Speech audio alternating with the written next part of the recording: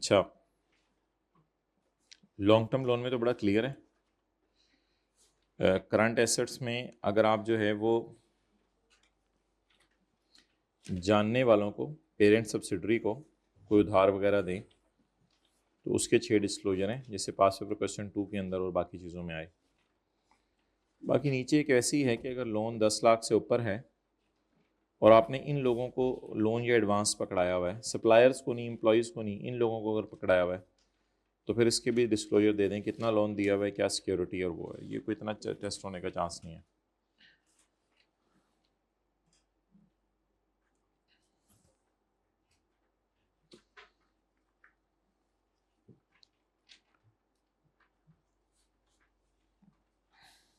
IFRS 15 में आए पहले।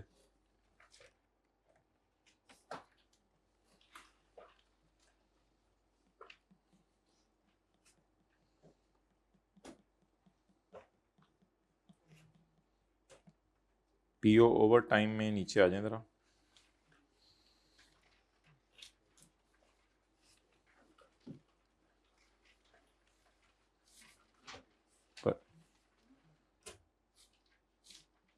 परवेज़ वाला सवाल है कहीं, इसके भी नीचे होगा शायद।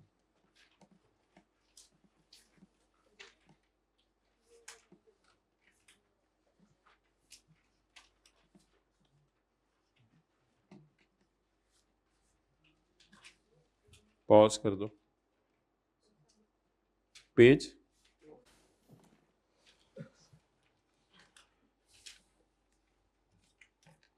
Following transactions took place at Parvez limited on 31 March 2017। Our car manufacturing division, यानी हम कारें बना रहे हैं, तो हमारे कार मैन्युफैक्चरिंग डिवीजन ने भेजी हैं मुख्तलिफ गाड़ियाँ डीलर्स को। तो 100% ये वही बात है जो हमने फाइनल अकाउंट में पढ़ी थी कि वसीम अकरम ने होंडा से डीलरशिप ली। तो वसीम अकरम जो है वो पैसे देता है होंडा को, तो होंडा एंट्री करता है, वसीम अकरम पैसे देता है होंडा को। तो ऐसी सूरत में अंदर जो है वो होंडा के पास पैसे आ गए हैं वसीम अकरम से, तो होंडा एंट्री करता है कैश डेबिट और लॉन्ग टर्म डिपॉजिट्स क्रेडिट। और फिर हमने पढ़ा था इस पैसे को सेपरेट बैंक अकाउंट में रखना चाहिए, लेकिन इजाज़त लेके अपने बिजनेस में भी इस्तेमाल कर सकते हैं।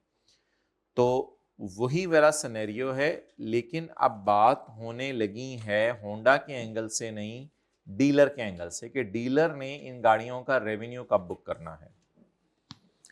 तो फाइनल अकाउंट में हमने पढ़ा था कि होंडा एटलस कार वाले खुद गाड़ियां नहीं बेचते, डीलर के जरिए गाड़ियां बेचते हैं। और फाइनल अकाउंट में हमने पढ़ा था कि डीलरशिप मिलनी इतनी आसान नहीं होती। होंडा एटलस कार एक नाम है, उसकी डीलरशिप लेने के लिए वसीम अकरम को 50 लाख रुपया, 50 करोड़ रुपया जमा करवाना पड़ा था, और वो पैसा होंडा की जेब में आ गया था। तो होंडा ने इसको कंपनीज एक्ट के मुताबिक इस्तेमाल करना है पैसे को। ये इसका नाम हमने पढ़ा था bifurcation of security deposit received के नाम से करंट एसेट्स के अंदर, लेकिन आमतौर पे ये नॉन करंट में डिस्कस होना चाहिए क्योंकि ये नॉन करंट नेचर की लाइबिलिटी है। अच्छा, अब ये होंडा है। Following transactions took place at Honda. 31 मार्च को होंडा के कार डिवीजन ने कंसाइन किए हैं several vehicles to independent dealers for sale to third parties, कि वो सेल करें आम लोगों को, सर आसिफ को, सर उमैर को गाड़ियां बेचें। डीलर मिसाल के तौर पे वसीम अकरम है, independent dealer. Sale price to dealer, dealer की किताबों में सेल प्राइस क्या होगी, is a list price. Dealer अपनी प्राइस तो तय नहीं करता, तो is a list price at the date of sale to third party. अगर होंडा ने इसकी प्राइस ना बदली फिर तो ठीक है, वरना जिस दिन सर आसिफ और सर उमैर गाड़ी लेने जाएंगे उस दिन जो होंडा की वेबसाइट पे उसकी प्राइस लगी होगी उतने में गाड़ी बेची जाएगी। अगर व्हीकल 6 महीने में ना बिक सकी, भेजी वैसे 31 मार्च को है, हमने भेजी वैसे 31 मार्च को है, अगर 6 महीने में ना बिक सकी, अप्रैल मई जून जुलाई अगस्त सितंबर, अगर 6 महीने में ना बिक सकी तो डीलर के पास ये राइट है कि उनको वापस कर दें, to return the vehicles within next 15 days. यानी अगर जो है वो अप्रैल से लेके, अप्रैल मई जून जुलाई अगस्त सितंबर, अप्रैल से लेके सितंबर तक चीज़ें ना बिक सकी तो वो उनको वापस कर देगा नेक्स्ट 15 डेज में, यानी टिल 15 अक्टूबर वो वापस कर देगा, तो 15 अक्टूबर तक उसके पास टाइम है सोचने का, अगर 6 महीने में उसकी गाड़ियां ना बिक सकें। Discuss how the transaction should be recorded in the books of Parvez.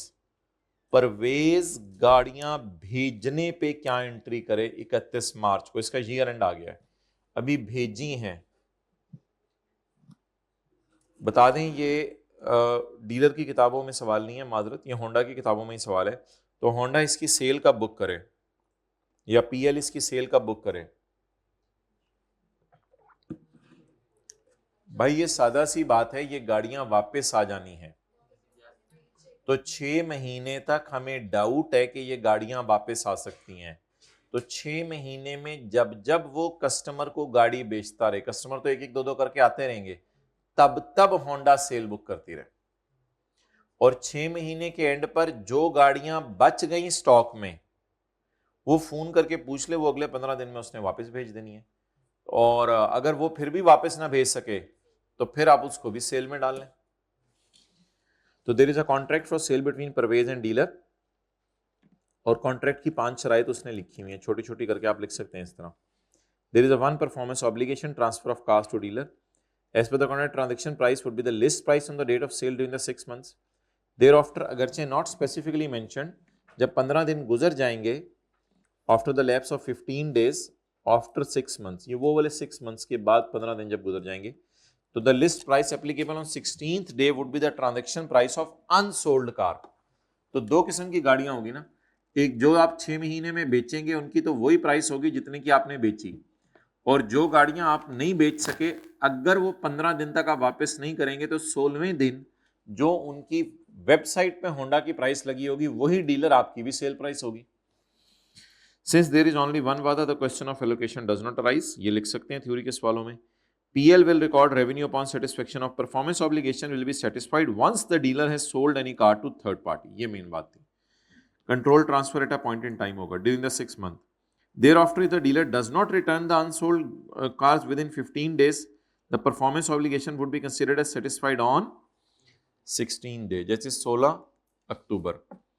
तो सोल्ड गाड़ियां की सेल बुक करते हैं अप्रैल में, जून जुलाई अगस्त सितंबर में, और अनसोल्ड की सेल 16 अक्टूबर को बुक करें। ऑन 31 मार्च सारी गाड़ियां होंडा के स्टॉक में ही आनी चाहिए, क्योंकि it is over stock lying with third parties, क्योंकि 6 महीने तक हमें डर है कि ये चीजें वापस आ सकती हैं। असल में सवाल अच्छा तब होता जब 31 मार्च को हमने चीजें कंसाइन की होती और ईयर एंड होता अप्रैल, और फिर लिखा होता कि 100 गाड़ियां भेजी हैं उसमें से 20 अगले लिए आगे बेच दी हैं, तो अभी 6 महीने तो एक्सपायर हुए नहीं, तो इसलिए वो बस फिलहाल 20 को ही सेल में डाल दें। लेकिन अगर ईयर एंड 15 अक्टूबर न 30 अक्टूबर होता ईयर एंड, तो फिर ऐसी सूरत में जो सोल्ड हो गई हैं 6 महीने में वो भी हमारी सेल होती, और जो 15 दिन बाद वापस नहीं आई वो भी सेल होती, और अगर कोई वापस आ गई है तो वो तो जाहिर बात है फिर सेल ना होती। तो ये ऐसे ही आई कि अपने अपनी बुक में एक सवाल डाला हुआ है, कंसाइनमेंट सेल। अच्छा आगे आए ले अवे सेल।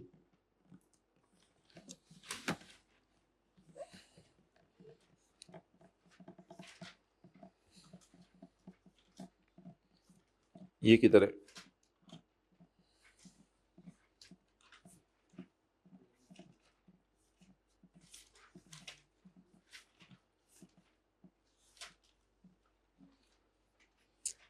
ले अवे सेल पेज 490।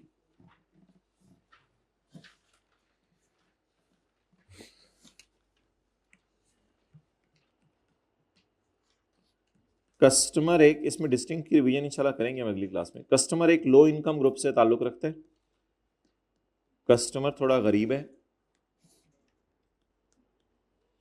उसने जनवरी में 10,000 दे दिया, फरवरी में 10,000 दे दिया, और मार्च में 10,000 दे दिया, और मार्च एंड पर हमने उसको चीज़ें डिलीवर कर दी 30,000 वाली। तो ठीक है, बस दुकानदार जब चीज़ें डिलीवर हो तब सेल बुक कर ले। ले वे सेल ये होती है कि कस्टमर को कहते हैं, किस्तों पे और होती है ना, लीज और होती है, लीज में पहले चीज़ देते हैं बाद में पैसे लेते हैं, ये लीज का ऑपोजिट है, बिल्कुल लीज का ऑपोजिट है। पहले पैसे पकड़ेंगे फिर चीज़ देंगे। तो अब बस डिलीवरी पे सेल बुक कर लेंगे। इसमें एक छोटी सी और बात है कि अगर कोई 2-4 हज़ार उसने देने वाला रह भी गया है और चीज़ें अभी तक आपने नहीं भी डिलीवर की और डिलीवरी के लिए तैयार हैं, बस उसको फोन डिलीवरी के लिए तैयार हैं और अगर उसको आपने क्या कहते हैं कह दिए कि यार आ जाओ ले जाओ और वो चीज़ें लेके नहीं जा रहा, तो भी सेल बुक कर लें, कोई 2-4-7-6 हज़ार बाद में दे देगा, खैर है।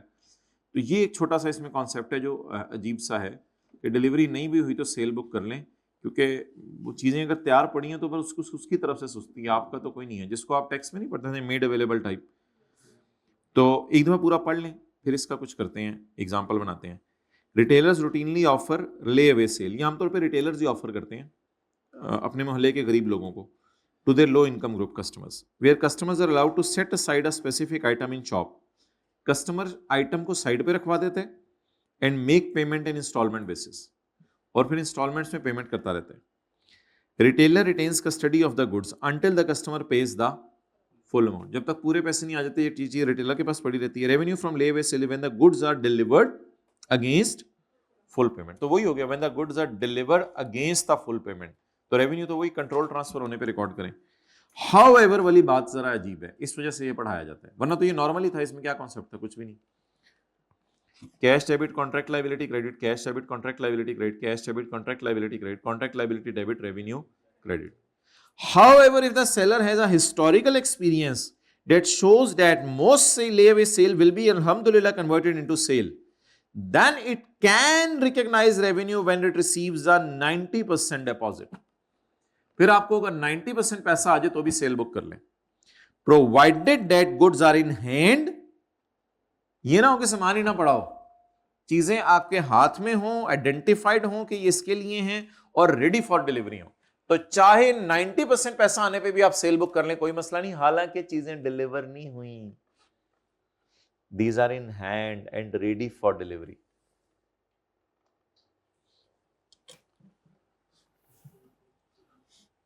तो रेवेन्यू का बुक होगा,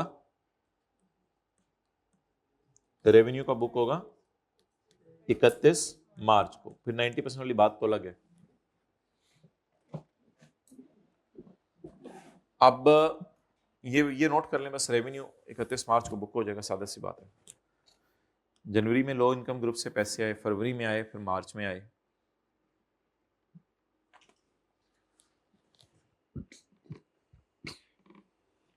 अब जो नीचे वाला सिनेरियो है वो क्या है,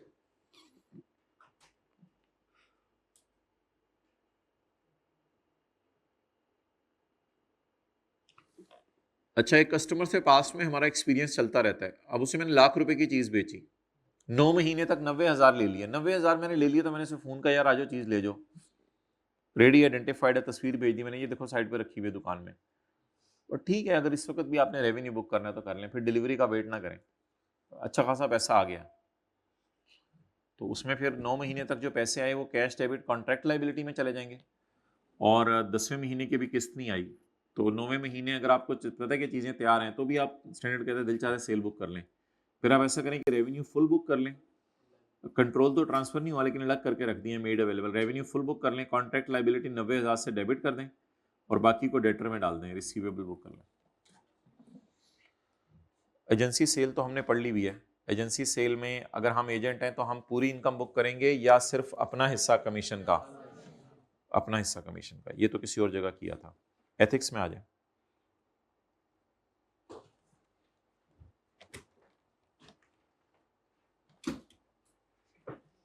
ना गुस्सा तब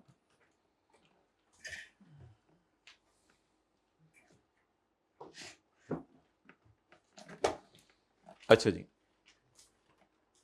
अगर हमारा बॉस हमें कोई गलत काम करने को कहे, wrong, page number 601, wrong journal entries करने को, रॉन्ग पेमेंट्स करने को, कुछ भी करने को कहे, तो ऐसी सूरत में हमें चाहिए कि हमारा बॉस अगर हमें गलत काम करने को कह रहा है तो हम पेपर में लिख के आए कि हम अगर गलत का, बॉस में इंटेग्रिटी नहीं है, बॉस न्यूट्रल नहीं है और बॉस में प्रोफेशनल बिहेवियर नहीं है, और हम बॉस की वजह से इंटिमिडिएशन थ्रेट फील कर रहे हैं, फियर फील कर रहे हैं।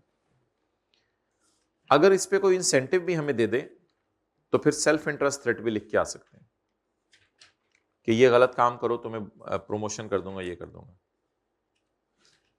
अगर कोई कॉन्फिडेंशियल इंफॉर्मेशन मेरे पास आ गई है तो मैं कॉन्फिडेंशियलिटी और प्रोफेशनल बिहेवियर को ब्रीच कर रहा हूं अगर मैं इसको किसी और को बता रहा हूं।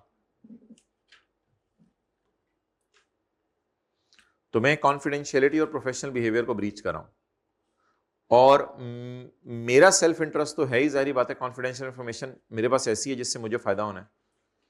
और एक और सिनेरियो आ रहा है जिसमें हमारे सीए के पास नॉलेज नहीं होता, तो उसमें प्रोफेशनल कॉम्पिटेंस लिख के आना। अच्छा,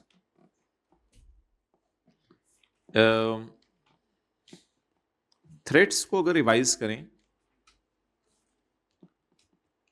तो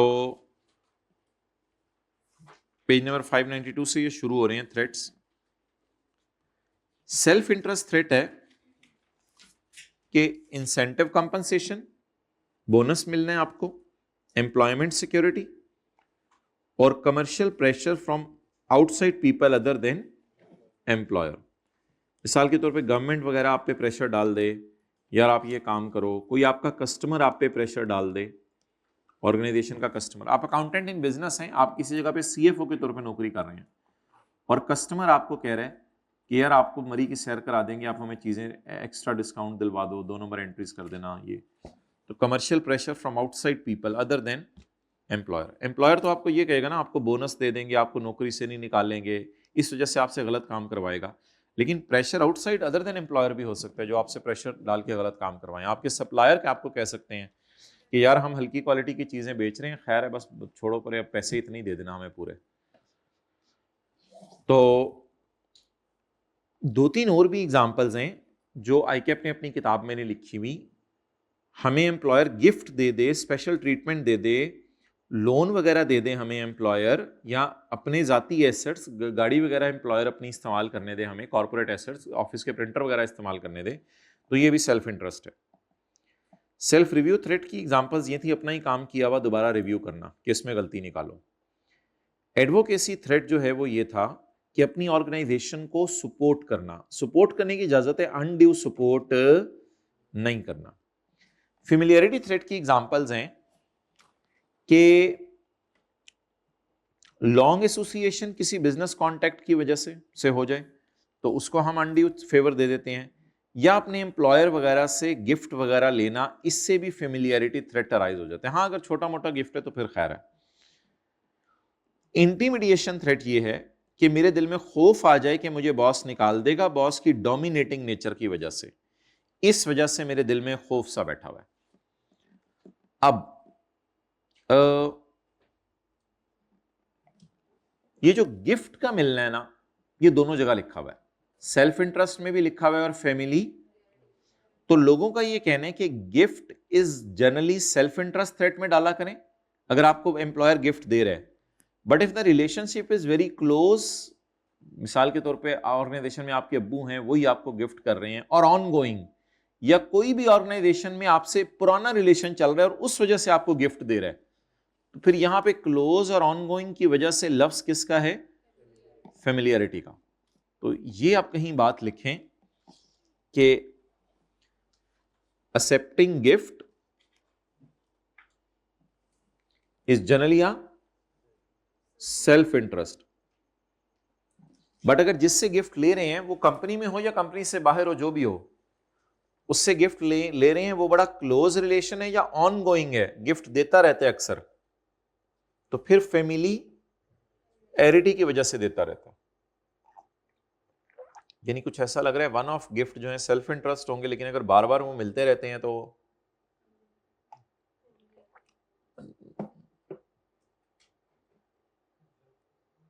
यानी ऑनगोइंग रिलेशन की वजह से मिलते रहते हैं।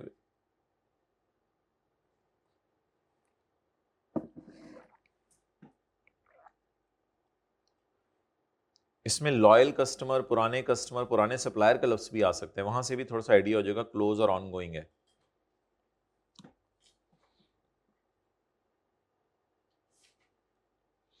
तो ये एक गिफ्ट दोनों जगह ना कॉमन है, ये एक मसला है इनमें। इस मसले का हल हमने आज निकालने की कोशिश की है।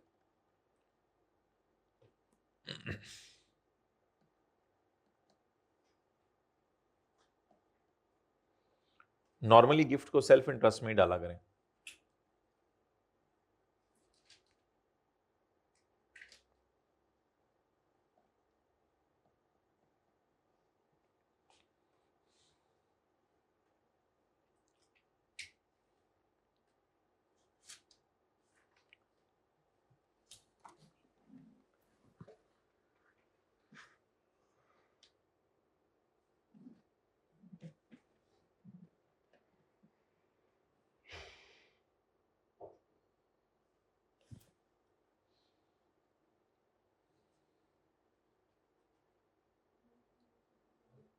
जी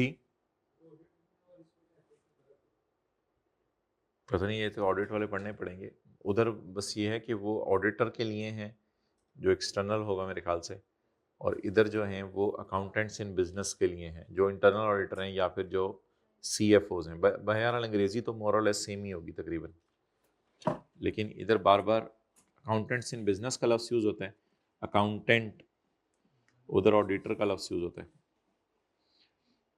अच्छा अच्छा, ये एक और भी दोनों जगह है तकरीबन, देखें आप, ये असल में हम बेस बनाने लगे हैं, अब MCQs करने हैं ना हमने। एक और भी दोनों जगह है, एम्प्लॉयमेंट सिक्योरिटी और थ्रेट ऑफ डिसमिसल, ये भी दोनों जगह ही है तकरीबन। नजर आ गया? एम्प्लॉयमेंट सिक्योरिटी कहां आ रहा है? सेल्फ इंटरेस्ट, नौकरी से ना निकाल दें। Threat of dismissal, threat of dismissal.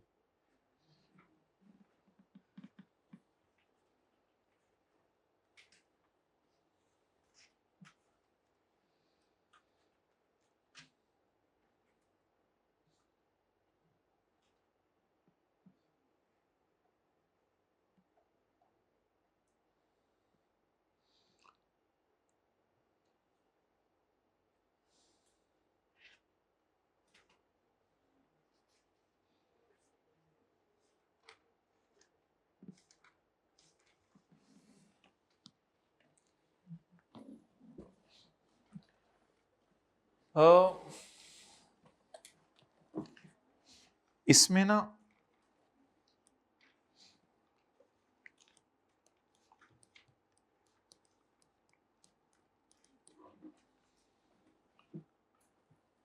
Personal benefit वाले सिनेरियोज आएंगे। मतलब ये कि जैसे ये नीचे एग्जांपल दी हुई है, पर्सनल बेनिफिट, कि आपको कहा है कि बोनस मिलेगा स्टाफ को 10% अगर प्रॉफिट बहुत अच्छे आए। अब आप जब प्रॉफिट निकाल रहे होंगे तो आप सोचेंगे प्रॉफिट क्यों ना अच्छे निकाल लूं, मुझे भी बोनस मिल जाए।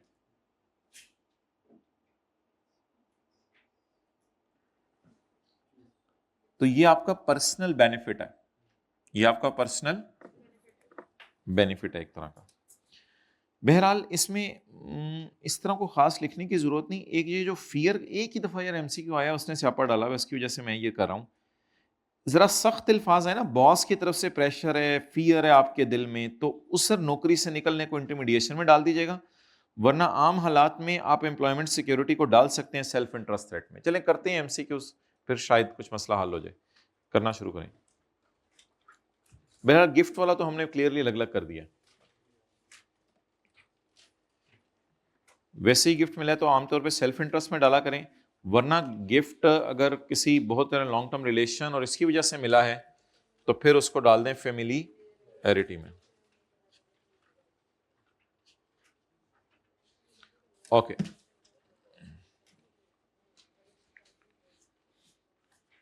You are working in finance department of Kamyab Motors Limited, a listed company. The draft financial statement for the year ended are likely to increase the KMS share price upon public announcement. Your best friend is heavily in debt and recently asked your assistance. He has helped you on numerous occasions in the context. Keep confidentiality. आपको चाहिए कि confidentiality information रख लें. However, you can buy, लेकिन आप अपने लिए share खरीद लें, खैर है। दूसरी ऑप्शन, अपने दोस्त को भी बता दें ताकि वो भी शेयर खरीद ले। और तीसरी ऑप्शन ये है कि हर तरह से कॉन्फिडेंशियलिटी को रखें, यानी ना अपने आप को फ़ायदा देना अपने दोस्त को। और चौथी ऑप्शन ये है कि आप इंफॉर्मेशन को तो कॉन्फिडेंशियल रखें, लेकिन मैं दोस्त को हल्का सा हिंट दे दें, लेट देम डिसाइड नहीं, हल्का सा बस हिंट दे दें कि तुम खरीद लो, तो कौन सी ऑप्शन सही है? सी ऑप्शन सही है ना, अपने लिए खरीदने ना दोस्त के लिए खरीदने हैं। आईकैप कोड ऑफ एथिक्स मेरे भाई सब पे लगते हैं, मेंबर्स पे भी, स्टूडेंट्स पे भी, एफिलिएट्स आईकैप के होते हैं उन पे भी, एम्प्लॉइज ऑफ मेंबर फर्म्स भी, सारे सबके ऊपर आईकैप कोड ऑफ एथिक्स लगते हैं। हाँ जी, स्टूडेंट्स पे भी लगते हैं, स्टूडेंट्स पे भी लगते हैं। आगे चलें, पॉइंट नंबर 3 पे मैं बाद में आता हूं। 4, which of the following statement is correct? Self interest threat is if a CA promotes a client's position. ये तो यार क्लियरली ना कुछ हो रहा है, promotes a client position is advocacy and professional behavior means he should not allow bias. ये he should not allow bias नहीं है, ये तो वो ऑब्जेक्टिविटी में लिखा हुआ है। तो ये तो आप लोगों को जब याद होंगे तो ये वाले एमसीक्यूज फारग हैं, ये तो वैसे ही हो जाएंगे, इन पे हम अपना टाइम ज़ाया नहीं करते। Nasir is working as a director, he is aware of the profit, उसको पता है कि प्रॉफिट कितना है हमारी ऑर्गेनाइजेशन का, तो उसने अपने दोस्त को शेयर खरीदने का मशवरा दे दिया है, suggested. Which of the following principle he has breached?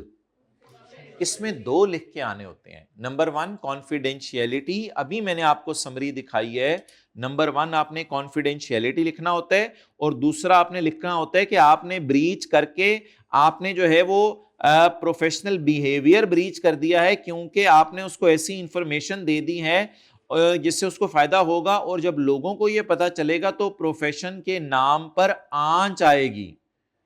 ये देखें ना, समरी का हमारे को फायदा तो होना चाहिए ना, ये समरी इसलिए तो बनाई हुई है। ये 2 हैं यहां पे, कॉन्फिडेंशियलिटी ब्रीच कर रहे हैं आप, उसका तो ज्यादा शवाहिद है, 80-90% चांस कॉन्फिडेंशियली ब्रीच, लेकिन ये भी तो है ना कि आप ऐसी हरकत कर रहे हैं अगले को 2 नंबर इंफॉर्मेशन बता के कि जिससे जो है वो, लेकिन दूसरा है ही नहीं अब, तो इसलिए फिर confident. Accepting of a significant gift would result in familiarity threat. अच्छा, ये अल्फाज के ऊपर भी जाएं, accepting of a significant gift would result in familiarity threat, वो इज एज इट इज उसने यहां से उठाया है, acceptance of a significant gift would result in familiarity threat.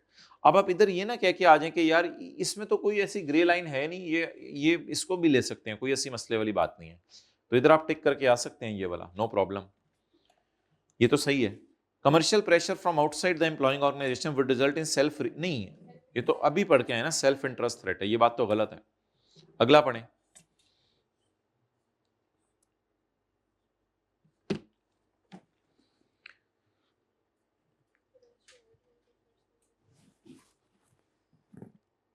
Asghar is currently negotiating the acquisition of Bhaskar Limited. Asghar Limited मतलब कि parent Ufone खरीदना चाह रहा है। करीम सीएफओ है पीटीसीएल में, वो टीम का पार्ट था, जब उसको पता चल गया तो उसने खुद खरीद लिए, होगी ये ब्रीच, उसने खुद खरीद लिए शेयर अपने बेटे के नाम पे, तो कौन से प्रिंसिपल उसने ब्रीच किए? कॉन्फिडेंशियलिटी और professional behaviour. CFO of the company has asked you to submit the quarterly report to the bank for compliance with loan covenants. CFO ने आपको कहा है कि लोन एग्रीमेंट के अंदर कुछ शराइत लिखी हुई थी कि यही वाले डायरेक्टर रहेंगे, सेल आपकी लाहौर के अंदर बंद कर दें और गुजरांवाला के अंदर आप जो है वो अपनी फैक्ट्री थोड़े अरसे के लिए बंद कर दें। ये 3-4 शराइत बैंक से एग्री हुई थी, आपको याद है जब हमने लोन लिया था। तो CFO has asked you to submit the report to bank for compliance. Bank को रिपोर्ट भेजो कि अल्लाह का शुक्र है हम ये फॉलो कर रहे हैं। उसने आपको ये भी कहा है कि रेवेन्यू रिकॉर्ड कर लो ऐसे ऑर्डर्स का जिनसे प्रॉफिट बढ़ जाए। भाई ऑर्डर्स का तो रेवेन्यू रिकॉर्ड नहीं होता ना, तो नॉट येट डिलीवर्ड लिखा हुआ है, तो अभी तो कंट्रोल ट्रांसफर ही नहीं हुआ, तो जब कंट्रोल ट्रांसफर नहीं हुआ तो फिर रेवेन्यू कैसे रिकॉर्ड हो सकता है? He has instructed you to record revenue on goods not delivered. क्यों? For increasing profit, to comply with the bank loans. Bank ने ये भी शर्त लगाई होगी ना, सेल इतनी हो, तो उसने कहा जो ऑर्डर पकड़े हुए उनकी भी सेल बुक कर लो। The CFO explained the non-compliance of loan covenants. CFO explained that non-compliance of CFO ने कहा अगर हमने बैंक के लोन covenants ब्रेक कर दिए तो एक क्रिएट हो जाएगा फाइनेंशियल डिफिकल्टीज फॉर कंपनी, क्योंकि लोन वापस करना पड़ेगा फिर, which may result in layoff of certain employees including yourself, और फिर तुम्हें भी नौकरी से निकालना पड़ेगा जब सबको निकालेंगे। However, the compliance of loan covenants will ensure that you will receive, और अगर आपने ऐसा कर दिया तो आपके हम इंक्रीमेंट वगैरह भी लगा देंगे। अब बेसिकली वो आपको ये कह रहे हैं कि आप ऐसा करो कि आप सेल ऑर्डर्स की एंट्रीज कर दो जो अभी तक ऑर्डर में अभी तक डिलीवर नहीं हुआ। तो बता दें जी, which of the following threats is not involve. अच्छा फिर पहले ये बता देना कि कौन से इन्वॉल्व हैं।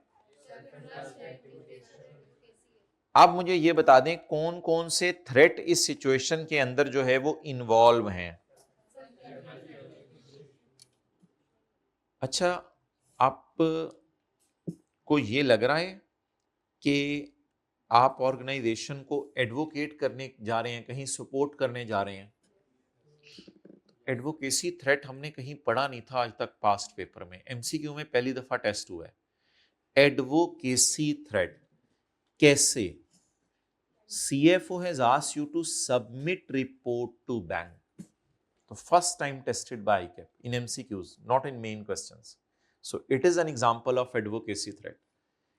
अब फिलहाल नॉट वाले में टिक नहीं कर रहा, एडवोकेसी थ्रेट।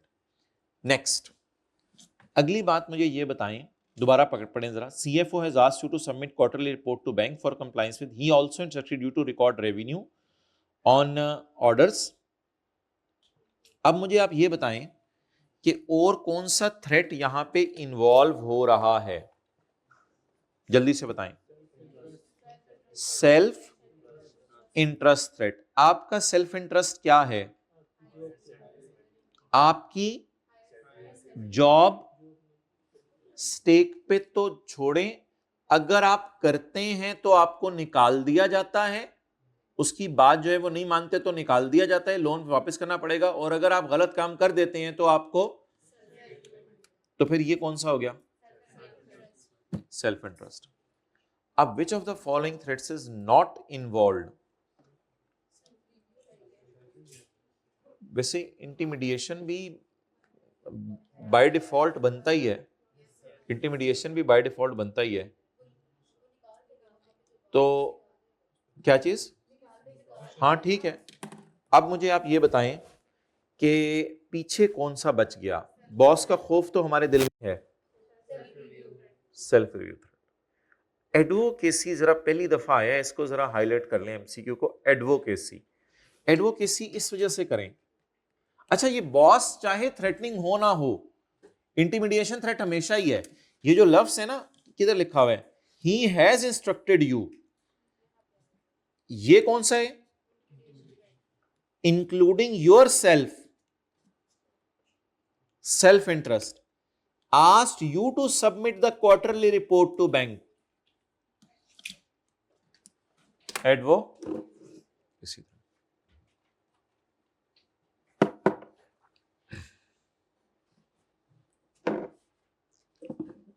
चलें जी आगे।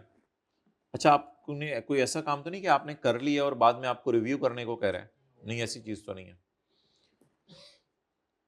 Ibrahim is a member of, खुद बताएं पॉइंट 9। ए ऑप्शन है, आसान से सबने बता दिए। 10 बता दें।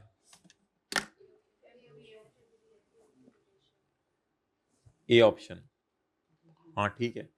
वो गिफ्ट में उसने वो वाला डाउट डाला ही नहीं, सेल्फ इंटरेस्ट वाला, बस एक्सेप्टेंस ऑफ गिफ्ट और प्रेफरेंशियल ट्रीटमेंट वाजे उसने लाइन लिखी हुई है उधर, सेल्फ रिव्यू में भी। ऑब्वियसली आगे नहीं लिखा हुआ ड्यू टू पास्ट रिलेशन और फेमिलियरिटी, लेकिन बस ठीक है, ये लाइन उधर वाजे तौर पे लिखी हुई है जब उसने। अच्छा, सारा मसला ना सिर्फ MCQ 3 का है। Which two might create a self interest threat. तो सेल्फ इंटरेस्ट थ्रेट में ये तो वाजे उसने लिखा हुआ है, आई के अपने एग्जांपल्स में लिखा हुआ है, प्रॉफिट बेस्ड कंपनसेशन, बोनस या इंसेंटिव बेस्ड कंपनसेशन, ये तो वाजे लिखा हुआ है। अब सेल्फ रिव्यू, ये तो सेल्फ रिव्यू है ना, ये तो निकल गया। अब ये दोनों बजाहिर सेल्फ इंटरेस्ट में जा सकते हैं। नीचे वाला तो जा सकता है क्योंकि मैंने बताया ये सेल्फ इंटरेस्ट में भी जाएगा और सेल्फ फेमिलियरिटी में भी जाएगा। वो जो हमने इसका फर्क निकाला वो लोगों की राय है, लेकिन आईकेप जरूरी नहीं वो ऐसे फर्क वाजे तौर पे दे। तो एक्सेप्टिंग गिफ्ट तो उधर भी लिखा हुआ है। अब बजाहिर ये 3 टिक होने थे, आईकेप से भी बात हुई थी, तो बजाहिर ये 3 टिक होने थे, लेकिन उसने 2 मांगे हुए हैं। अब एक को खत्म करना पड़ेगा, वो जरा मशवरा दे दें कौन सा है।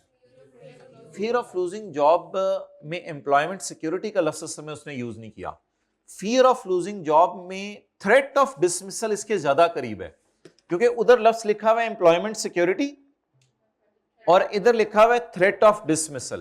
तो थ्रेट ऑफ डिसमिसल या फियर मिलते जुलते अल्फाज समझ के आप इसको बेहतर है डाल दें इन टी, ताकि ये वाला इधर बच जाए। लेकिन मेरे ख्याल से जो मुझे याद पड़ता है, काफी पुरानी बात है, आईकेएफ से बात हुई थी, उसने कहा ए और सी वालों का भी शायद हमने सही कर दिया था, क्योंकि डी किसी के जहन में आ सकता है, फेमिलियरिटी में चले जाना है, तो फिर ए और सी बच जाएंगे ना। जहन में तो ये आ सकता है ना, डी तो जा सकते हैं फेमिलियरिटी में, बिल्कुल जाना भी चाहिए, तो इसलिए ए और सी भी शायद सही है और ए और डी भी सही है। हाँ, फियर का लफ्ज ज्यादा उसके करीब है, सही कह रहे हैं आप।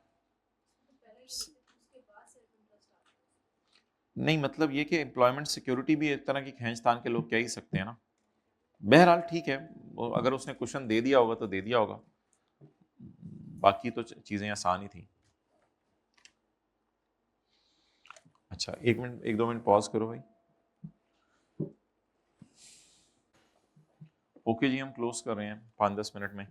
IS 38 में एक छोटी सी बात अपने रजिस्टर के ऊपर ना नोट करें, IS 38 के शुरू वाले सफ़े निकाल के नोट कर लें। ये जो होते हैं ना परचेज्ड इंटेंजिबल, परचेज्ड इंटेंजिबल,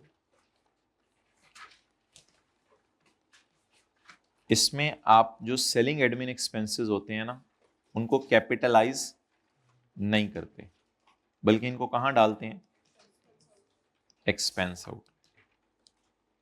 लेकिन अगर ये परचेज ना हो, इंटरनली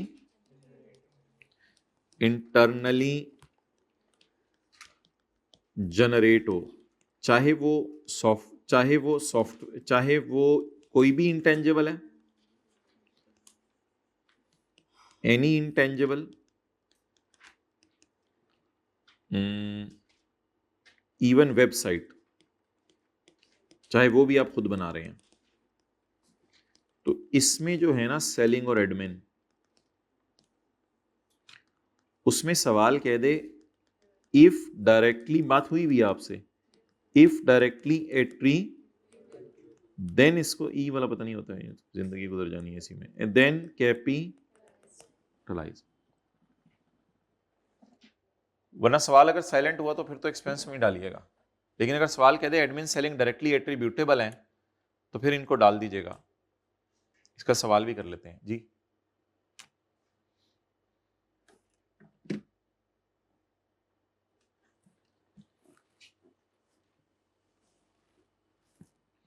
क्वेश्चन 6 बताएं आप, वॉल्यूम 1 में स्टडी टेक्स्ट में, वो जो क्वेश्चन बैंक वाले हमारे सवाल है,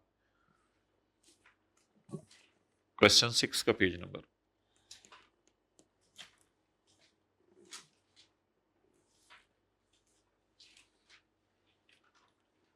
चलो भाई, टीए भाई को बुला लो, क्लोज करें चीजें।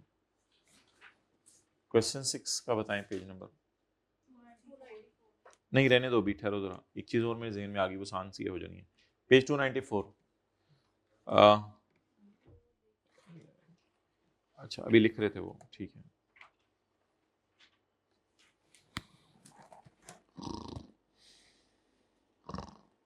अच्छा जी, बस याद कर लें, परचेज वाले में तो एक्सपेंस में जाना है, बाकी अगर इफ डायरेक्टली, अगर उधर डायरेक्टली एट्रीब्यूटेबल लिख भी दे फिर भी एक्सपेंस में ही जाना है, लेकिन अगर इधर डायरेक्टली एट्रीब्यूटेबल लिखे,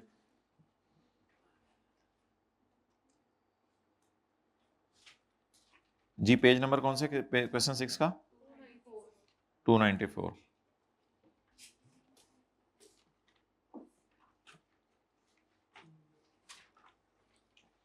जब ये सवाल 7 किया था तभी 6 कर लेते। चलें, बार बार कुछ चीज़ें रिवाइज होती हैं। Saqib limited began research and development on the following is a summary of 2011, 12, 13।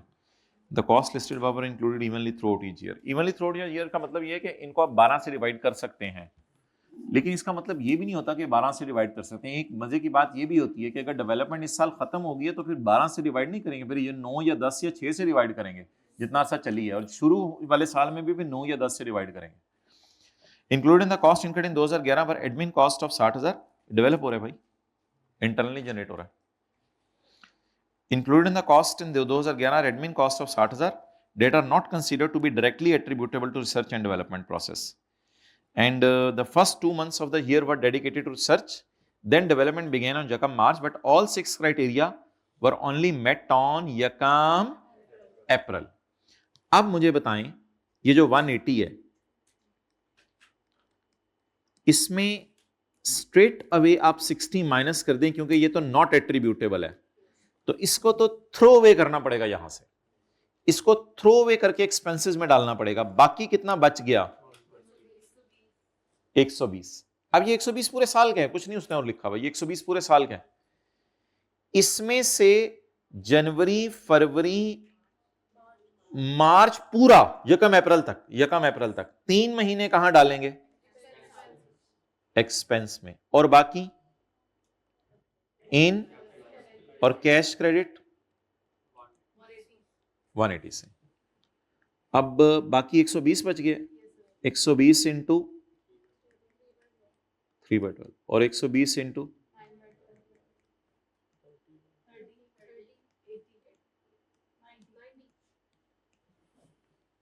चलें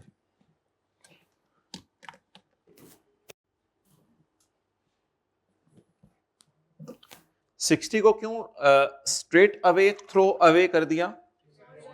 नॉट डायरेक्टली, बट ये तो जाना ही खर्चे में है, चाहे ये डेवलपमेंट स्टेज के चाहे रिसर्च के, ये तो जाना ही खर्चे में है। तो बाकी एडमिन माइनस कर दिए, तो बाकी साइंसदानों की तनख्वाह बची होगी मेरे ख्याल से 120। टोटल में से जब बुरे खर्चे माइनस कर दिए तो ये साइंसदानों की तनख्वाह बची होगी।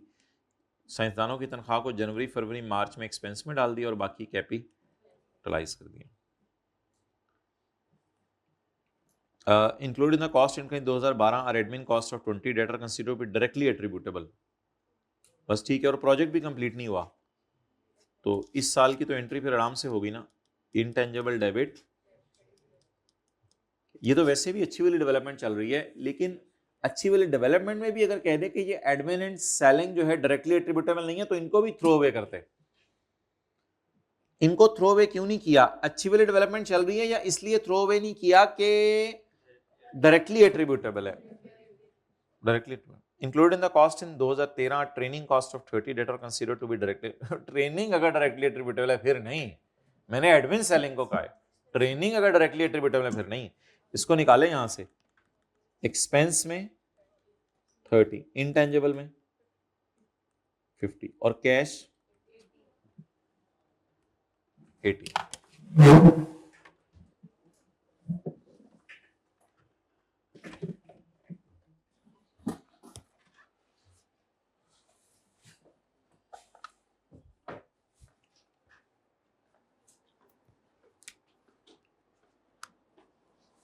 उधर ही रखें।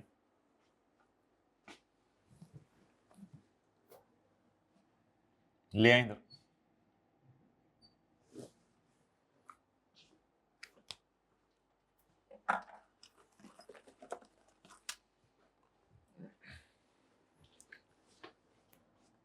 जो चीजें निकलती हैं निकालें इनको। अच्छा इधर देखें जी,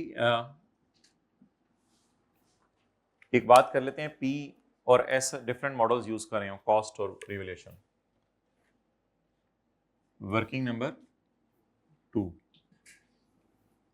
एस, सॉरी ब्लैक मार्कर या कोई अच्छा सा भाई देखो।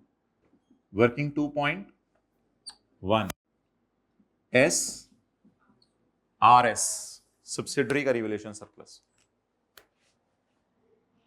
वर्किंग नंबर 3 सी आर ई।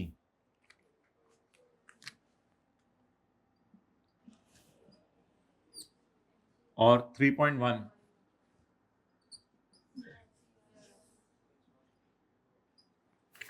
सी आर एस।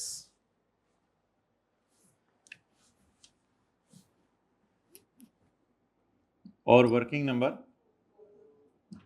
4 एनसीएल। अच्छा जी,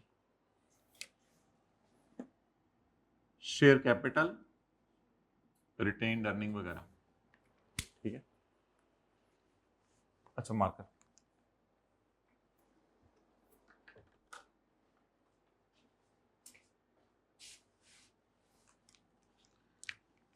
इधर क्या जाती है,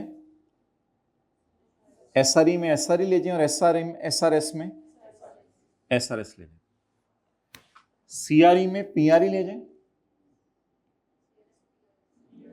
पेरेंट का रिवैल्यूएशन सरप्लस। क्लियर?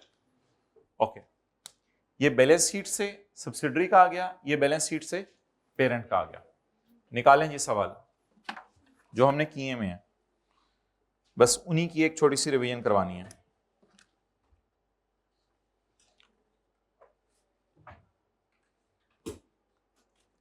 निकालें सवाल।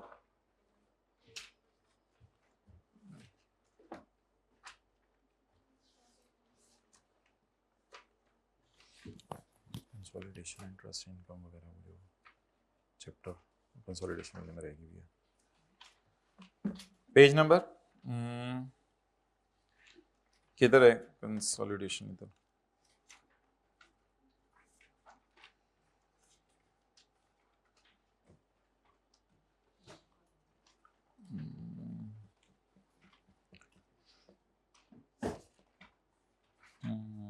मादरत IS 28 में वो दिए हैं सवाल।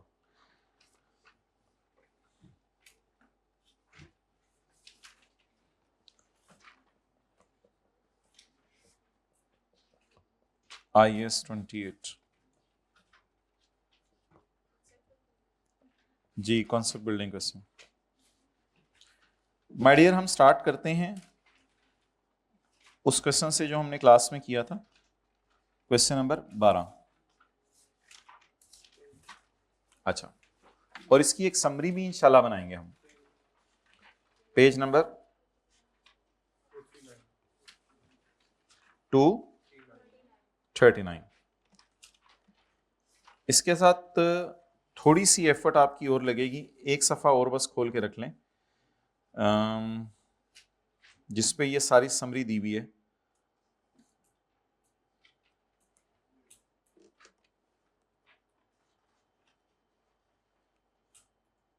ये पेज 217, पेज 217, इसके रेफरेंसेस फिल करने हैं। पेज 217, ये जरा यहां पे बॉल पॉइंट रख लें, अभी इस सफ़े को नहीं खोलना बस। ओके, अच्छा जी, पहला सिनेरियो, दोनों कौन सा मॉडल यूज करें? रिवैल्यूएशन। दोनों कौन सा मॉडल यूज करें? Revaluation model. ये क्वेश्चन नंबर 12 है, हमने क्लास में किया था। दोनों रिवैल्यूएशन मॉडल यूज कर रहे हैं। ओके, अब अगर दोनों रिवैल्यूएशन मॉडल यूज कर रहे हैं तो पी की किताबों में भी सरप्लस आ रहा है, एस की किताबों में भी सरप्लस आ रहा है। तो ये पीआरई है, सॉरी ये सीआरई है और ये एसआरई है। तो इसके नीचे क्या पड़ा हुआ है? सोच के ये पीआरई है जो सीआरई में ले जाते हैं, ये पीआरई है, ये क्लोजिंग पीआरएस है, क्लोजिंग एसआरएस है। ये 200 और 50 हम कहां लेके गए थे? ये 200 हम यहां ले गए थे और 50 यहां ले गए थे। डन, ये क्लोजिंग हो गया। पी का कितना किया हुआ क्लास में सवाल? पी का कितना? 200, एस का 50।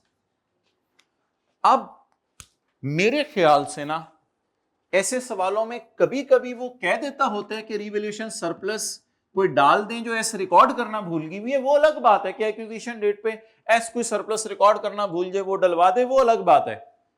नॉर्मली ऐसा नहीं हुआ करेगा। सवाल कह देगा तो कर दीजिएगा।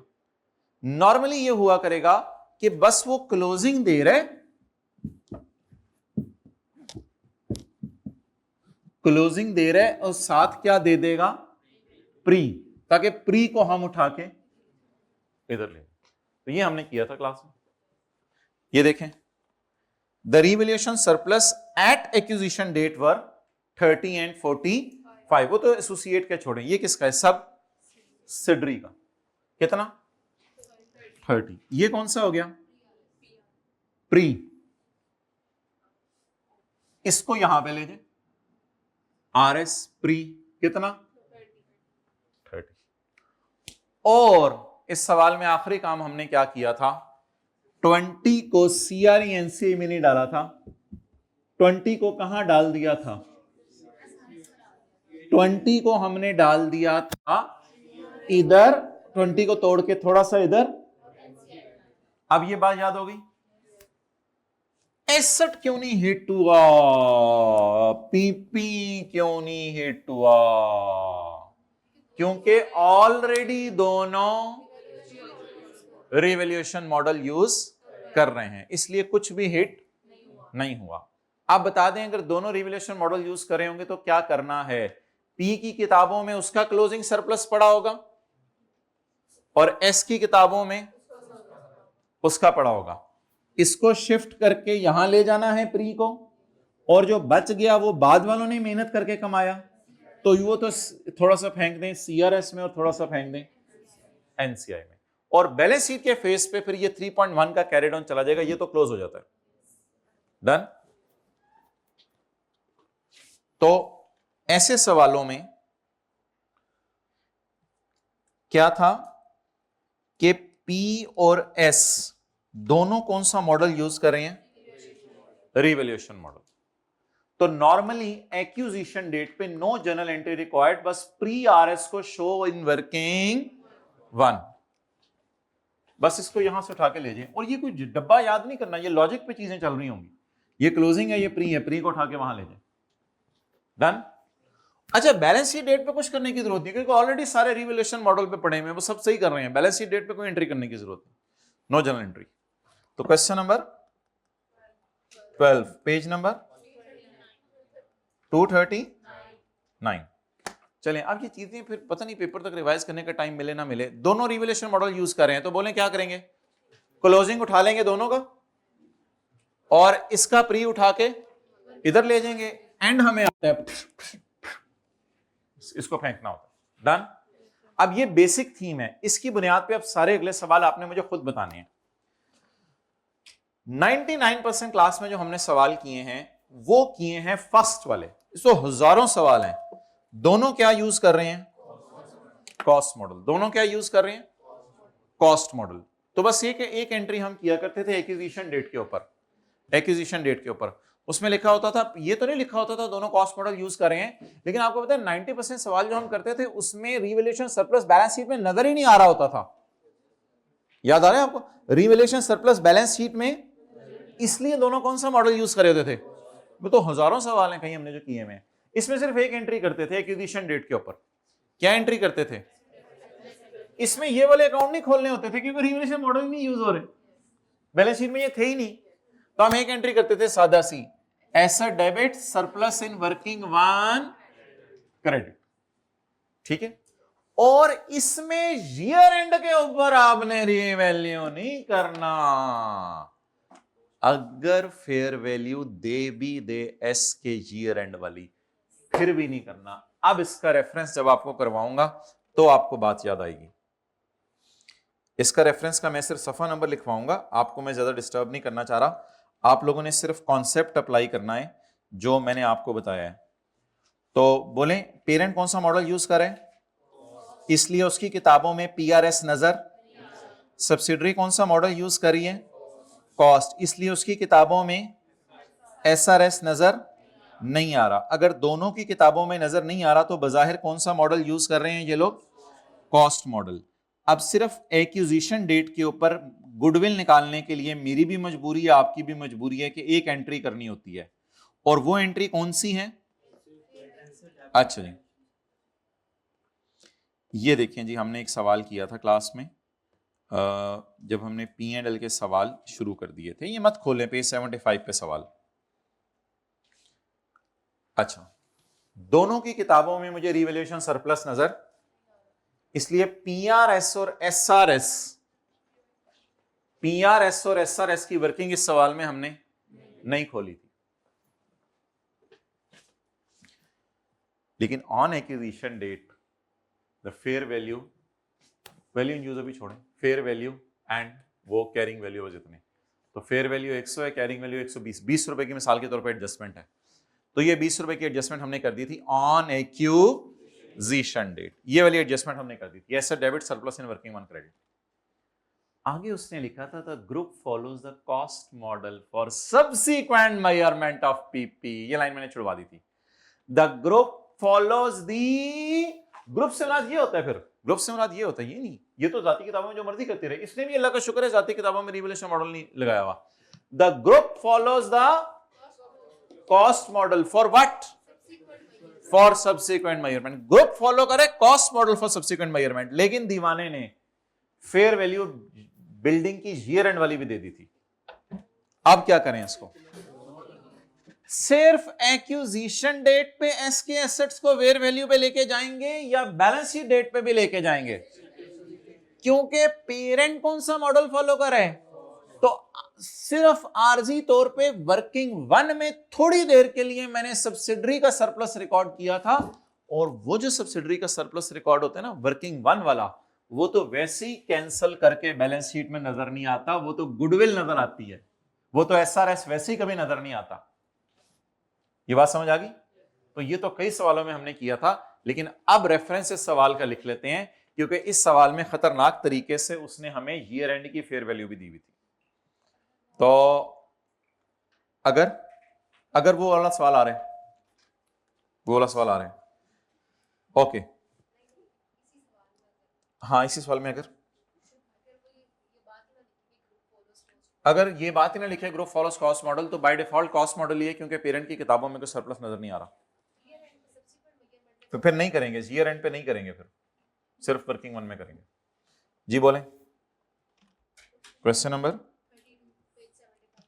32 पेज से 5 हमने इग्नोर किया था बैलेंस शीट डेट पर 110 मिलियन, 110 मिलियन को हमने इग्नोर किया है, क्योंकि वो कब की वैल्यू है, ईयर एंड। वैसे सब्सिडरी को क्यों नहीं ईयर एंड पे ला रहे, फेयर वैल्यू पे ले आए, जरा लॉजिकली याद रखें कि बात जवाब दे दें, क्यों नहीं ला रहे ईयर एंड पे, क्योंकि ग्रुप की पॉलिसी कॉस्ट मॉडल है, तो वर्किंग वन में क्यों कर रहे हैं, वो तो गुडविल निकालने के लिए जरूरी है, वो उसके बगैर कोई चारा नहीं है। ओके नेक्स्ट, P यूज करे कॉस्ट मॉडल और S यूज कर रही है रिवैल्यूएशन मॉडल।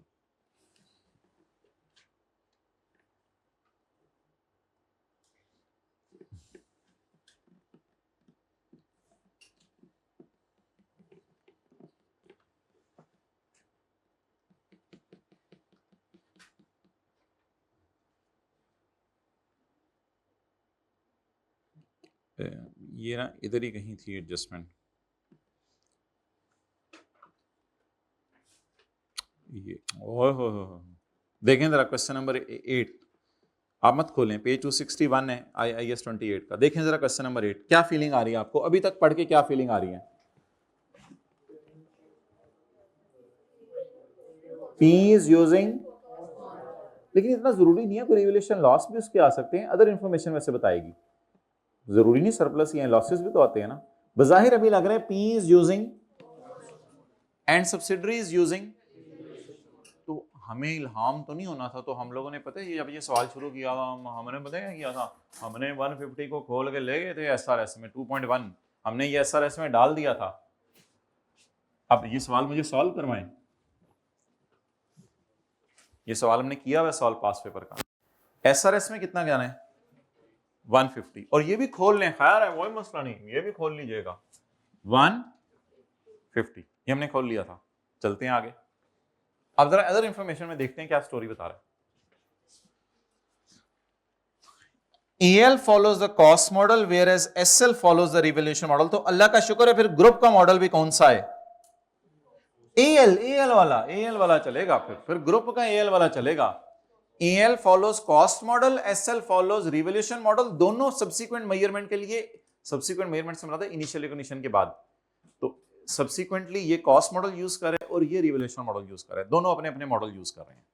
लेकिन मेरा सवाल आपसे ये है कि मोहतरम, अब मुझे ये बता दें क्या मसला आ गया इस सवाल में कि ये यूज कर रहा है कॉस्ट मॉडल पेरेंट और ये क्या यूज कर रही है रिवैल्यूएशन मॉडल। अब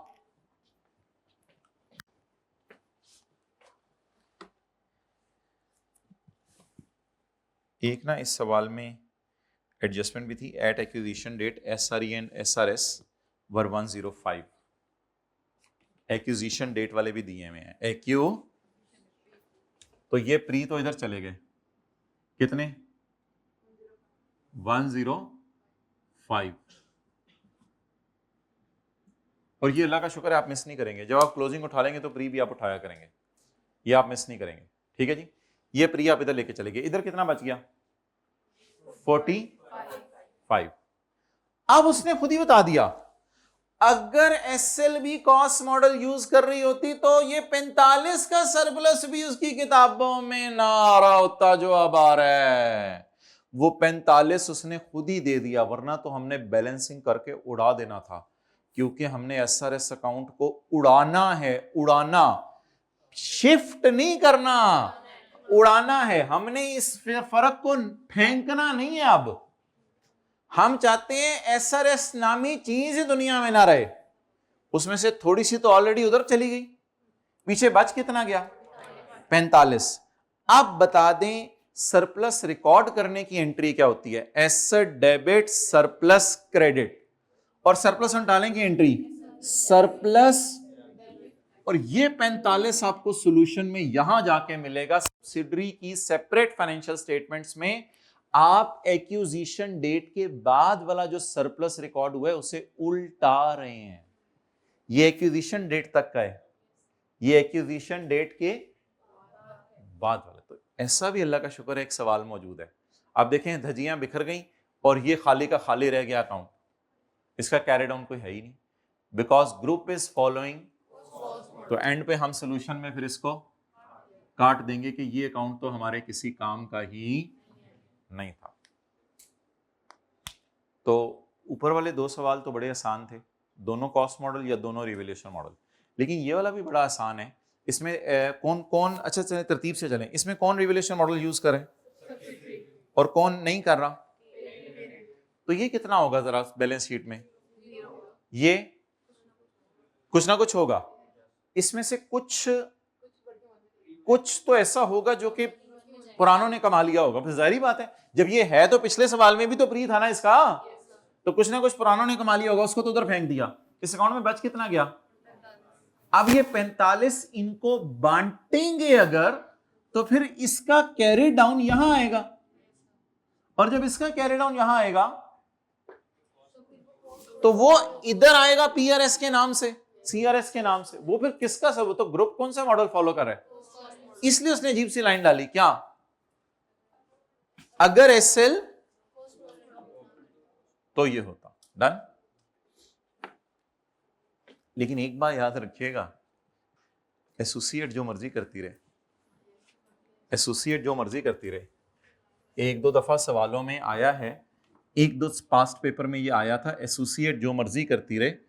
पोस्ट RE भी हमने उठाया था और पोस्ट RS भी उठाया था, और जबरदस्ती CRE में डालना पड़ा था, जबरदस्ती CRE में ICAP ने उस अटेंड में डाला हुआ है, क्योंकि पेरेंट तो ये वाला मॉडल फॉलो कर ही नहीं रहा। तो एक दो इन्हीं पास पेपर में कोई 7वें 8वें 9वें में आपको मिलेंगे, जबरदस्ती हमने उठा के उसको CRE में डाला हुआ है। क्योंकि याद रखिएगा कंसिस्टेंसी किसके मॉडल्स में लानी होती है, पेरेंट और एसोसिएट को नहीं लाना होता कि ग्रुप ये कर रहा है तो भी ये कर, वो जो कर रही है करने दें, अगर उसके आ रहा है तो let them, no problem at all. तो कंसिस्टेंसी किस में लानी होती है, पेरेंट और सब्सिडरी में। अच्छा अब मुझे ये बता दें कि जो पास पेपर का क्वेश्चन 1 था, खोलने की जरूरत नहीं, इसमें P की किताबों में सरप्लस आ रहा है फॉर द ईयर, और एसोसिएट की किताबों में भी सरप्लस आ रहा है फॉर द ईयर, और इसमें बैलेंस शीट का सवाल तो है नहीं, बस P&L का सवाल है। उसमें उसने लाइन डाल दी है ये दोनों रिवैल्यूएशन मॉडल यूज कर रहे हैं, अगर SB रिवैल्यूएशन मॉडल यूज करती तो ये करती, क्योंकि अब अब पी रिवैल्यूएशन मॉडल फॉलो कर रहे हैं। अब उस सवाल में क्या था अभी 8वें में, पी कॉस्ट था, तो उसने लिखा था कि अगर एस ये यूज ना करती तो ऐसा होता, इस किस्म का कोई फिक्रा लिखा हुआ था। और इधर क्या फिक्रा लिखा हुआ है, अब पी कौन सा मॉडल यूज कर रहे हैं, अब पी कौन सा मॉडल यूज कर रहे हैं, और एस कॉस्ट मॉडल। अब इधर छोड़े क्या करना है, इसको छोड़े क्या करना है। अब ऐसी सूरत में हमने क्या किया था, हमने एस को भी किस मॉडल पे ले गए थे, और हमने यहां शो कर दिया था 35। लेकिन वो वाले सवाल अभी बैलेंस शीट के हैं, ये बैलेंस शीट का सवाल नहीं है, ये ओसीआई का सवाल है। मैं अभी बैलेंस शीट के सवालों की तरफ आपको लाना चाह रहा हूँ, ये ओसीआई का सवाल है, मैं बैलेंस शीट के सवालों की तरफ लाना चाह रहा हूँ। इसमें तो अलग ही बहसें होती थी ना, आपको याद है ओसीआई के सवालों में, वर्किंग 5.2, 3, वो सारा इंशाल्लाह आप रिवाइज करेंगे, याद आ जाएंगी बातें। अच्छा, अभी फिलहाल मुझे इसका रेफरेंस नंबर बता दें, ये जो हम करके आए हैं क्वेश्चन नंबर 8, पेज नंबर 261। इसमें भी थोड़ी देर पहले क्या किया आपने, प्री आरएस को वर्किंग 1 में फेंके, प्री तो थी सवाल में क्योंकि वो कर रही है रिवैल्यूएशन मॉडल यूज, इसको उठा के वर्किंग 1 में फेंके। बाकी सरप्लस को दोनों में फेंकने से बेहतर है कि क्लोज ही कर दें। अब सवाल ने तो लकीली दिया हुआ था, लेकिन खुदा ना खास्ता अगर ये 45 सवाल ने ना दिया होता तो मेरा मशवरा इसको बैलेंस ही निकाल के खत्म कर दीजिएगा, फारक कर दीजिएगा। रिवैल्यूएशन सरप्लस उल्टाने की एंट्री बताएं, रिवैल्यूएशन सरप्लस उल्टाने की एंट्री, एसआरएस डेबिट और asset credit, question 8 page 261। Balance sheet के सवालों में ये वाला कॉन्सेप्ट कभी नहीं हुआ टेस्ट जिसमें ये भी रिवैल्यूएशन मॉडल फॉलो कर रहा, सॉरी ये रिवैल्यूएशन मॉडल फॉलो कर रहा और ये कॉस्ट मॉडल, क्योंकि इसमें ना 2 एंट्रीज करनी पड़ेंगी। इसमें क्या करनी पड़ेगी, आप लोगों ने मुझे बताना है, आप लोगों ने मुझे बताना है, बड़ा जबरदस्त है, आप लोगों ने मुझे बताना है। मैं 2 अकाउंट खोल रहा हूं, सी आर एस,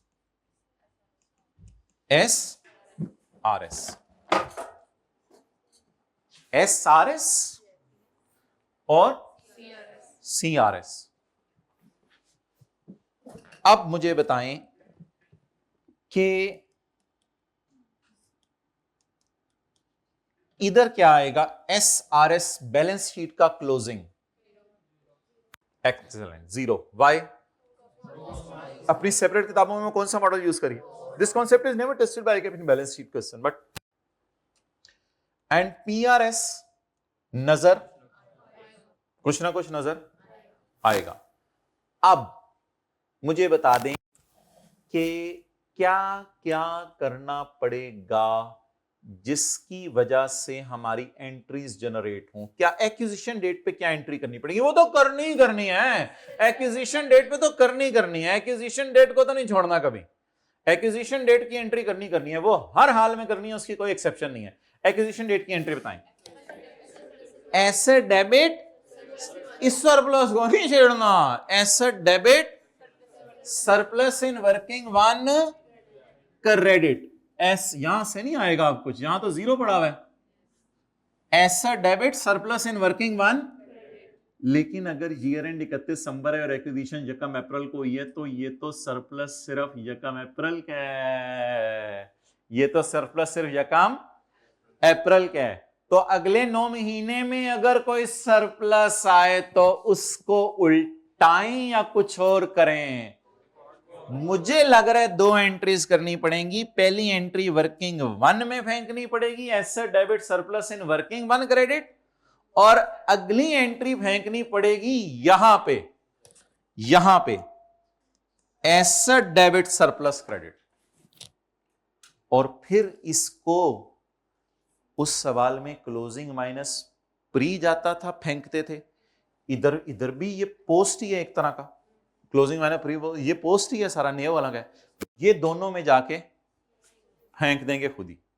अब इस मॉडल में बताएं कितनी एंट्रीज होंगी, 2। नंबर 1, इससे क्या होगा, एक्विजिशन डेट वाली एंट्री हो जाएगी, लेकिन अब वो जो एक सवाल में 110 की फिगर दी हुई थी उस पर भी तो लाने, क्योंकि अब पी ईयर एंड पे भी रिवैल्यूएशन मॉडल यूज कर रहा है। ये ईयर एंड पे रिवैल्यू पे आएंगे या एक्विजिशन डेट पे रिवैल्यू पे आएंगे, 2 स्टेप्स क्यों फॉलो करने पड़े, 2 दफा क्यों करना पड़ा, एक्विजिशन डेट पे भी रिवैल्यूएशन पे लाना पड़ा और ईयर एंड पे भी। इसका सवाल हमने बनाया हुआ है, इसका सवाल हमने बनाया हुआ है, ये नहीं ICAP ने टेस्ट किया हुआ, ये जो है वो कोई 1-2 साल बाद किसी से टेस्ट करेगा वो। इसका सवाल हमने बनाया हुआ है क्वेश्चन नंबर 12 के बिल्कुल नेड़े करके, नीवा सा होके question number 11।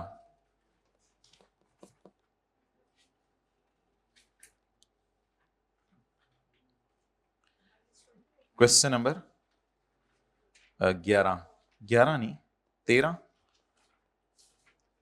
P is using revaluation model and S is using cost model। चलें जी, बिस्मिल्लाहिर्रहमानिर्रहीम। बस T कौन बनाने हैं, 2 आपने मुझे बनवा के देने हैं। अच्छा, P कौन सा मॉडल यूज कर रहे हैं? अच्छा, अब S के लिए रूल सुन लें। S को 2 दफा रिवैल्यू करना है, वाई, एक एक्विजिशन डेट पे, एक्विजिशन डेट के बाद भी, एक्विजिशन डेट वाला वर्किंग 1 में डाल देना और दूसरा SRS में। हाँ जी, P की किताबों में क्या आ रहा है और S की किताबों में 0। चलें जी, बिस्मिल्लाहिर्रहमानिर्रहीम। इधर ही छोटा सा करके working 1, working page 241, working 2.1 SRS, working 3.1 हाँ मादरत CRS। बताएं जी 4 को कहां लेके जाएं? PRS, क्योंकि ये अपनी किताबों में कौन सा मॉडल फॉलो कर रहे हैं? रिवैल्यूएशन। इसको ले जाएं PRS कितना और SRS क्लोजिंग बता दें 0। अब सवाल शुरू कर देते हैं, करें नोट। अब बुला लो भाई, ठीक है, बस खत्म हो गया।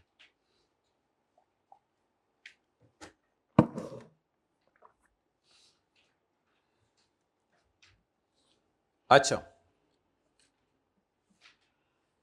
IL acquired 80% of SL on Yakam January when RE were 6। ये तो प्री RE है, छोड़ें इसको।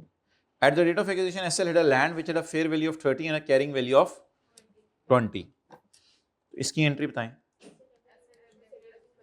सरप्लस इन वर्किंग कितने से?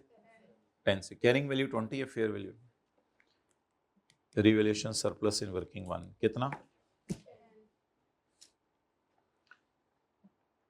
At the year end, the fair value of land was 32. It is group policy to revaluation model। Group की policy अब अभी पिछला सवाल मैंने आपको जो पढ़ाया था उसमें 110 मिलियन वाला, उसमें ग्रुप की पॉलिसी कॉस्ट मॉडल लिखी, इधर ग्रुप की पॉलिसी क्या है? रिवैल्यूएशन मॉडल लाना। अब आप मुझे ये बताएं कि पहले जो है वो मेरी चीज थी 20 की, एक्यूजिशन डेट पे कितने की थी? एक्यूजिशन डेट पे 30 की और ईयर एंड पे 32 की। 10 रुपए की एंट्री हमने कहां डाली है? वर्किंग 1 में और एसेट अकाउंट में, और एसेट अकाउंट में। और 2 रुपए की, 2 रुपए की एंट्री एसेट डेबिट, क्योंकि ये पोस्ट है ना, ये उनको नहीं दे सकते। कितनी? अब बैलेंस शीट में देखें, हमारा एसेट 20 पे पड़ा हुआ था, 32 पे चला गया। एसबी अल्लाह का शुक्र है हमारे डगर पे आ गई। और कौन से मॉडल पे आ गई? वैल्यूएशन। तो इसलिए अब बेहतर है कि यहां पर एसेट अकाउंट लिख के रिकॉर्ड करें, उल्टाए ना, रिकॉर्ड करें। और इन द एंड अब ये सारे अकाउंट तरस रहे हैं, 2 को तकसीम कर दें, 2 को तकसीम कर दें माय डियर, 2 को तकसीम कर दें। वो तो पता है आपको 1.6 और 0.4, 2 को जिन जिनको देना है उनको दे दें। अच्छा, अब मेरे ख्याल से बजाय कि इस डिस्कशन को आप अलग से जाके अटेंड करें और घर में जाके रिवाइज करें, तो आप वैसे ही बेसिक रूल्स पे चल के मुझे बता दें। इसमें 2 एंट्रीज क्या बनी? एक्विजिशन डेट पे asset debit, surplus in working 1 credit, और बाद में जो सरप्लस आया एसेट डेबिट, क्योंकि इसके एसेट डेबिट हुए ही नहीं हुए ना, asset debit surplus in working 2.1, asset debit SRS credit. चलें अब ये याद कर लें। ये कौन सा क्वेश्चन है? 11, पेज नंबर 241। तस्वीर खींच लीजिएगा। अभी मुझे पहले रूल बता दें, अगर दोनों कॉस्ट मॉडल यूज कर रहे हैं तो पीआरएस कितना आ रहा होगा? यार पूरी रात रोते रहे, बता दें ना। अगर दोनों कॉस्ट मॉडल यूज, ठहर जा भी, अगर दोनों कॉस्ट मॉडल यूज करें तो पीआरएस और एसआरएस 0, तो दोनों अकाउंट खोलने ही नहीं। आपने चुप करके जो है वो एक एंट्री कर देनी है, asset debit surplus in working one. इस एंट्री का कुछ चारा नहीं है, ये हमें करनी पड़ती है। अच्छा, अगर दोनों रिवैल्यूएशन मॉडल यूज करें तो दो अकाउंट खोलने हैं, एसआरएस और सीआरएस। सीआरएस में पीआरएस दोनों की आ जानी है उधर। उसके बाद इसी सवाल में फिर प्री आपको देगा वो, फिर प्री को उठा के आपने वर्किंग वन में फेंक देना, कोई जनरल एंट्री करने की जरूरत नहीं, प्री को उठा के वर्किंग वन में फेंक दें। और वर्किंग वन में फेंकने के बाद, यहां तो फिर गिवन होगी ना, इसको उठा के वर्किंग वन में फेंक दें। और वर्किंग वन में फेंकने के बाद ईयर एंड पे आपको कोई पंगा लेने की जरूरत नहीं है, क्योंकि ऑलरेडी एस अपनी किताबों में कौन सा मॉडल फॉलो करिए? Revaluation model. तो ईयर एंड पे कोई पंगा लेने की जरूरत नहीं है। बाकी वो जाहिर बात है, क्लोजिंग माइनस प्री जब आप फेंकेंगे, जो बचेगा उसको नए ओनर्स को दे। ये सवाल भी किया था क्लास में, क्वेश्चन 12 का पेज 239। इसके बाद अगर पेरेंट रिवैल्यूएशन मॉडल यूज करे और सब्सिडरी कॉस्ट मॉडल यूज करिए तो इसको 2 दफा रिवैल्यू करवाएं। सॉरी, इसको 2 दफा रिवैल्यू करवाएं। एक दफा वर्किंग वन में रिवैल्यू करवा दें, एक दफा इधर रिवैल्यू करवा दें। इससे होगा ये कि ये वाला एंड पे शिफ्ट करना पड़ेगा दो अकाउंट्स के अंदर। और अगर पी कॉस्ट मॉडल यूज करे तो एसआरएस अकाउंट खोल लीजिएगा, खत्म ही कर रहे हैं लेकिन खोल तो लीजिएगा। एसआरएस अकाउंट खोल लीजिएगा, ये अकाउंट ना खोलिएगा, पीआर है। एसआरएस अकाउंट खोल के प्री को फेंक दीजिएगा उधर ही, और जो बाद वाले उससे ट्रांसफर नहीं करना नए ओनर्स को, उसको इस तरह खत्म करने के एसेट्स ही माइनस हो जाएं, उसको यहां से उल्टा के खत्म कर दें। चलें क्लोज करें, जुमे को मिलते हैं।